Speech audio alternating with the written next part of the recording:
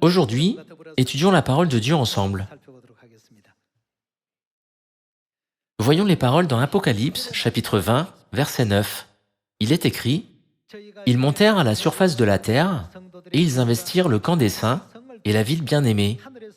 Mais un feu descendit du ciel et les dévora. Et le diable, qui les séduisait, fut jeté dans les temps de feu et de soufre, où sont la bête et le faux prophète. Que leur arrivera-t-il? Ils seront tourmentés jour et nuit, au siècle des siècles. » Si nous ne prêchons pas l'Évangile, l'avenir des êtres humains sera exactement comme il est écrit dans Apocalypse, chapitre 20, verset 10. Ils sont destinés à aller à l'endroit de châtiment où ils seront tourmentés jour et nuit, au siècle des siècles. Par conséquent, ne devrions-nous pas sauver ces gens qui sont destinés à aller à cet endroit horrible et les conduire à recevoir le salut en les amenant au royaume des cieux? N'est-ce pas pourquoi Dieu nous dit de prêcher? Même si toute l'œuvre de l'Évangile est faite par Dieu, nous devons au moins marcher avec Dieu en accomplissant la mission de la prédication. Puisque les êtres humains sont destinés à aller dans les temps ardents de feu, Dieu nous aide afin que nous n'ayons pas ce genre d'avenir misérable. Allons à Apocalypse, chapitre 21. Apocalypse, chapitre 21, verset 1. « Puis je vis un nouveau ciel et une nouvelle terre, car le premier ciel et la première terre avaient disparu, et la mer n'était plus. Et je vis descendre du ciel, d'auprès de Dieu, la ville sainte, la nouvelle Jérusalem, préparée comme une épouse qui s'est parée pour son époux. J'entendis du trône une forte voix qui disait: « Voici le tabernacle de Dieu avec les hommes. Il habitera avec eux, et ils seront son peuple, et Dieu lui-même sera avec eux. Il essuiera toute larme de leurs yeux, et la mort ne sera plus. Il n'y aura plus ni deuil, ni cri. Quoi d'autre n'y aura-t-il pas? Il est écrit: il n'y aura plus de douleur, car les premières choses ont disparu. Il n'y aura plus de douleur. » Si vous avez déjà été hospitalisé, vous devez savoir combien il est douloureux et misérable d'être malade.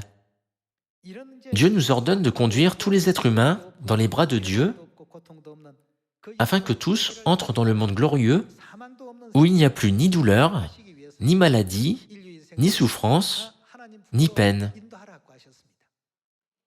Comme vous le savez, si vous avez déjà eu un emploi, il n'y a pas une seule profession dans le monde qui ne demande aucun effort. Tout demande un effort. Cependant, qu'en est-il de l'œuvre avec Dieu dans l'Évangile? C'est si facile parce que nous participons simplement à ce que Dieu a déjà préparé. Ce n'est pas que nous devions porter une lourde charge ou travailler toute la nuit en suant à grosses gouttes, mais tout ce que nous avons à faire est d'ouvrir la bouche et de prêcher les paroles de la vérité. C'est si simple. Si nous le faisons, Dieu ouvrira le cœur des gens avant même notre départ. C'est l'Évangile que nous prêchons maintenant. Si nous n'accomplissons pas une mission si facile, l'avenir de tous les êtres humains sera sombre et morose. Non seulement l'avenir des êtres humains, mais aussi notre propre avenir sera sombre et morose. C'est la raison pour laquelle Dieu ouvre le chemin pour que nous prêchions et nous donne l'opportunité de ressembler à Dieu qui a prêché le premier. Pour que nous ressemblions à Dieu, il a fixé l'heure de prière de l'aube. Pour que nous ressemblions à Dieu, il nous a dit d'être humbles. Pour que nous ressemblions à Dieu, il nous a dit d'endurer une souffrance temporaire. Dieu aurait pu faire en sorte que nous souffrions dans notre vie. Cependant, Dieu veut que notre vie ressemble à celle du Christ, qui a marché sur le chemin épineux et qui s'est sacrifié sur la croix. Parfois, Dieu place un peu de difficulté sur notre chemin vers le royaume des cieux. Cependant, ne pouvez-vous pas voir que Dieu nous rend complets et parfaits par ses souffrances?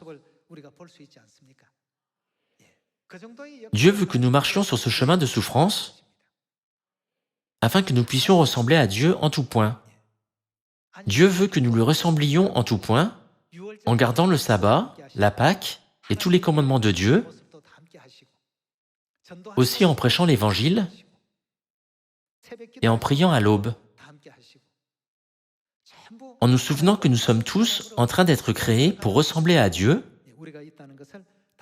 Soyons les enfants qui suivent le chemin, qui émeut le cœur de père et mère. En espérant que vous avez reçu la grâce de Dieu par ces paroles, j'aimerais conclure le sermon d'aujourd'hui. Merci beaucoup.